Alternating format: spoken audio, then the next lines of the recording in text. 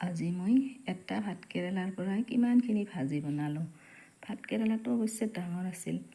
মই প্ৰথমতে ভাতকেৰেলাটোৰ ওপৰৰ অংশখিনি যিখিনি ওখৰা মখৰা সেইখিনি গুচাই লৈ একদম পাতলকৈ কাটি লৈ তাতে ভাজা হোৱাৰ পিছত যাতে লেকলেকীয়া নহয় তাৰ কাৰণে অলপমান বেচন, ৰংগুড়া, নিমখ এইখিনি দি ধুনীয়াকৈ সানি লৈছোঁ।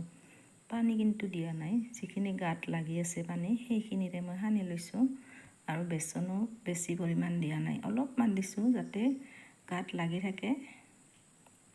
এইখিনি দি মই কেৰাহীত অলপ বেছিকৈ তেল দি ভাজি লৈছোঁ, অলপ ৰঙচুৱাকৈ, আৰু একদম মচমচীয়া হৈছে। আৰু কাটাৰ সময়তে কিন্তু মই গুটিখিনি উলিয়াই লৈছোঁ, কাৰণ গুটিখিনি ডাঠ হৈছে, পুৰঠ হৈছে। আৰু কিমানখিনি হৈছে এটা ভাতকেৰেলাৰে